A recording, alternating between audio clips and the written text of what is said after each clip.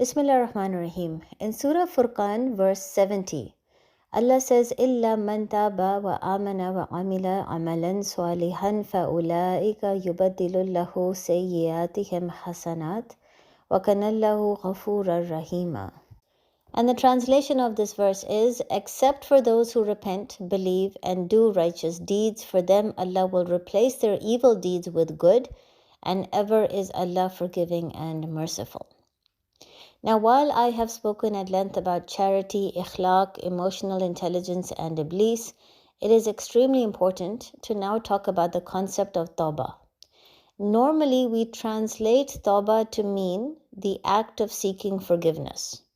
But the truth is, tawbah is about purifying the soul. It's about changing the mindset of the believer. It's about helping him refocus his attention towards deen by changing his entire lifestyle. That's why tawbah is not as simple as saying, Allah, please forgive me for my sin. It is a much more rigorous process which only the believer who truly is sorry for what he has done, he is truly ashamed of what he has done, only he will be able to successfully complete the process of tawbah. That is why the reward for tawbah is so extreme. The sin for which the believer is repenting will completely be wiped off the believer's slate. So it's as if he never did it. Or, as we can see in this verse, Allah will convert the believer's evil deeds into good deeds. So instead of having a mountain of sins on the day of judgment, he will have a mountain of reward on the day of judgment. So let's first discuss what is this rigorous process of tawbah. Well, firstly, you must have guilt. You must have that sense of incredible shame that what you have done is terrible. A person who does not have guilt will never be able to do tawbah. And a person who is told that what he has done is wrong, but he doesn't really truly think it's such a big deal, he might seek forgiveness because everyone keeps telling him to seek forgiveness, but he will never truly do tawbah because he doesn't understand the weight of his crime. For him, it's not such a big deal. So if you are someone who keeps going back to the same sin and you find it hard to stop, it might be that you are stuck on stage 1. You don't really truly understand the weight of your crime. You don't think that the sin you are involved in is such a big deal. Now, secondly, if you have the guilt, so you have immense guilt, you've understood the weight of your crime, the second stage of tawbah is submit yourself to Allah, as Allah is explaining in this verse.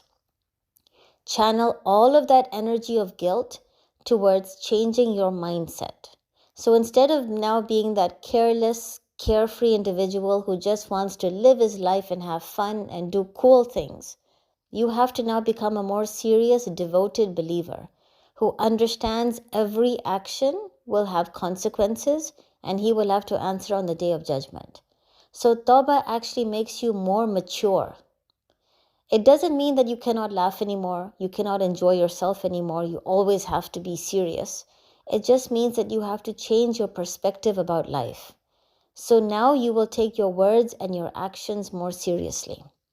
Once the mindset changes and the person truly submits to Allah by changing his perspective of life, then he will start to spend more time in sajda. He will start to spend more time doing good deeds, hoping for Allah's mercy, just as Allah has explained in this verse. And this is very, very important.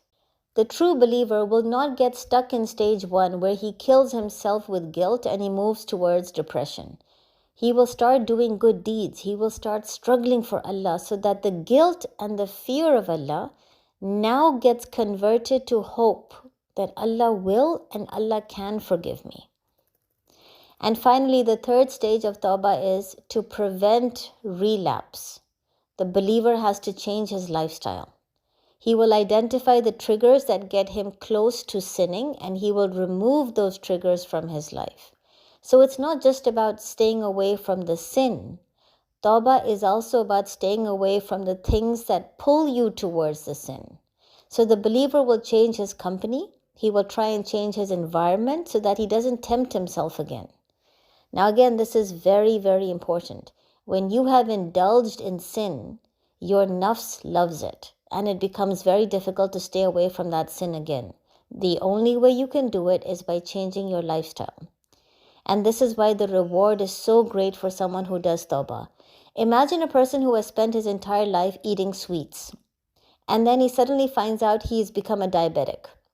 For such a person, staying away now from sweet dishes is so much more difficult than for someone who never ate much sweets anyway. Every party, every function that this man is invited to will be a trigger for him when he sees the desserts and how everyone's eating and enjoying. And this is precisely the case for the sinner. He needs to change his environment. He needs to stay away from the triggers. Otherwise, if he deliberately chooses to put himself in the same situation again, he will definitely sin again, and that is not tawbah. So if you have sinned a lot, then know that Allah can and Allah will forgive, but you need to first do tawbah, which is not just about saying, Allah, I'm sorry. Change your mindset, change your entire lifestyle, channel all of that guilt into doing productive and good deeds now. Assalamu alaikum.